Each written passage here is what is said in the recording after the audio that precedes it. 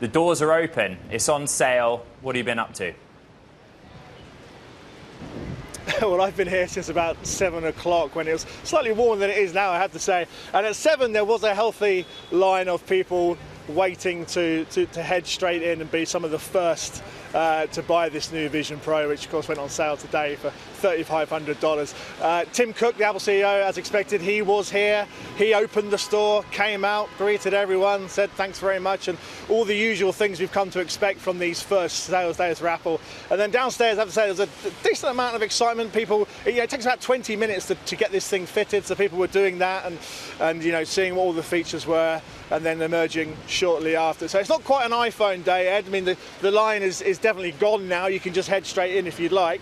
But a significant amount of excitement, I think, for the Vision Pro on this first morning. Dave, I was lucky enough to be flanking you at 7 a.m. and heading down there and having a chat with Tim Cook. And he seemed to be thinking that really it's the intuitive nature of this device that's got people really excited. The fact that you're just using your eyes, the fact that you're just using your own hands, you haven't got a controller.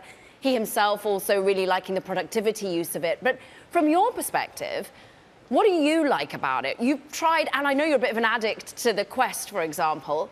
What about this particular iteration?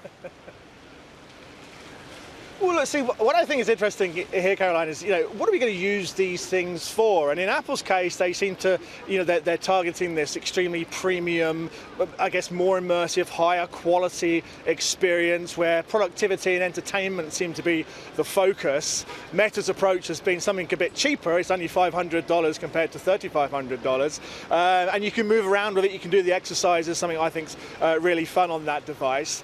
They're two sort of different philosophies, and Apple's philosophy comes with that bigger price point as well. Where I think Apple may, over time, get the upper hand is that, this is the V1 of this product, and Tim Cook has been kind of stressing that as well, that this is a new entry for them into a new computing format.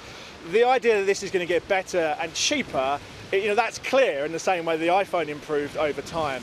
So I think that's what's going to be interesting here. It's not V1 as we've seen today, but V2, V3. If it can come down in price, be a bit lighter, maybe less bulky, I think that would be when we can really tell whether this is genuinely a smash hit new Apple product or whether it's something a bit more niche.